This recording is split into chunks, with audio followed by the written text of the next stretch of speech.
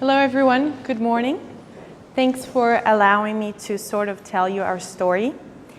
This is a great opportunity for me not just to share our experiences at Adblock Plus, but also for me to learn and to build a conversation about community. My name is Rachel and I work as a community manager at eyeo, the company behind Adblock Plus. This is eyeo. It's a 6-year-old startup company. And this is actually my favorite part of the presentation because this is where I've built my second family outside of Brazil. And we're very proud because last month we've reached 3 digits. We're now 100 beautiful people from 28 different countries working behind Adblock Plus. We're building global products, so we got to make sure that we have diversity. We got to make sure that we have different perspectives in order to build better products for the global. Our main office is here in Cologne, and we also have an office in Berlin. But I gotta tell you that we make an amazing coffee here in our office, and not only that, we have great table football players, me being one of them, gamers, dancers, sports people, you name it. We enjoy a variety of things together, and we love spending time with each other. But we're all for work hard and party hard, of course, and not everybody loves us. So. I'm here to talk about Adblock Plus communities and how to face the challenges of lovers and haters. Why lovers and haters, though? I'll tell you why. Because we're disrupting an entire online industry. We're stepping on people's toes. So disruption is a really good starting point here because this is what makes ad blocking interesting. It reveals how much emotions we've built around this product. But where do we come in as being disruptive?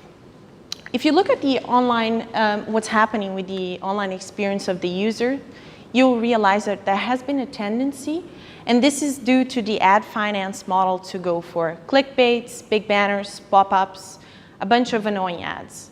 I brought on the screen an example of a website with and without advertising. That's huge. That's serious. We run Adblock Plus, which is the most popular ad blocker in the world, with more than 100 million active devices, and also there has been over 1 billion downloads. So there's a clear call to action that users are sick and tired of the current online advertising market. We've built this ability of being the guardian of the user from our very original product. We're 100% free and open source, which means that everybody can see exactly what's happening behind our product. All the filtering is done locally in the computer of the user. No piece of data is collected. Therefore, we do everything in a complete privacy way. Sometimes the media work with us. Sometimes they do what the taxi companies did to Uber or the telcos did to Skype and WhatsApp. They sue. I'd like to counter these misperceptions which often the media portray about us and tell you where we stand for with our little product that is disrupting an entire billion-dollar industry. We'd like to be this agent that balances the user's wish of hassle-free internet and the publisher's need to monetize quality content. But it's important for you to know that we're not doing black and white ad blocking. We're standing in this gray zone. We're all about constructive ad blocking. Over the years, we've realized that people actually don't have a problem with advertising per se, but with bad advertising. So over the years, we've done some studies to find out the level of disruption of ads. And it varies from country to country, but across the world, people have the same feeling about big banners, pop-ups, video ads. You can see it's represented in the red bar from the chart, the most annoying ads. And then going to small text ads or non-animated banners, people are surprisingly fine with it. So we took the challenge of starting this initiative, which is also a compromise, that's called acceptable ads. Acceptable ads must fulfill and must comply with the strict criteria in order to be shown to users. And we found this to be one of the ways that we can change how the web is financed and also to encourage the creation of better ads. But hey, we pissed some people off big time, and I thought I wouldn't leave this out today because we've been called some pretty interesting names by the IAB, which is the organ that helps develop advertising standards in the industry. We've been called mafia, immorals, unethical, little piss ants, and my favorite, people with funny walks that are individually irrelevant. We've been sued 7 times already in Germany by the biggest publishers in Europe. We won them all. We really want to make the internet a better place, and purging bad ads is a good start. So now that you have a good overview about our products, let's talk about community. Community is a fundamental part of our lives in this planet. And as soon as humans began to go online, communities started to be formed. But as easy and natural it is for group formations, it can be frustrating online. There are many cues that greases the wheels of human interactions that is missing online. Gone is the green that can soften a criticism, or a pat in the back that can heal a rift. How can you hug it out when your opponent is a continent away and you only have a few lines of signature? There are many useful tools that have become disruptive to our behavior, and namely Facebook or Twitter. While these tools provide a really good opportunity for us to build community and engage with the users, they're not really the interesting ingredient in the mixing bowl. What is really interesting about these tools is that they shine a spotlight on the social values, the needs, and the opportunities that are implicit in humans. Adblock Plus was born in a community, more specifically was born in an open source community. We have a great community of more than 500,000 people on Facebook and more than 50,000 on Twitter. So we got to be able to nurture and cultivate that. A lot of the work that we do at Adblock Plus is to bring people together. But beyond that, we very much value an open culture. The one that is going to allow for criticism, for suggestions, for debates, because we do believe that we can grow out of many discussions. And sometimes we like to take part in the discussions as well.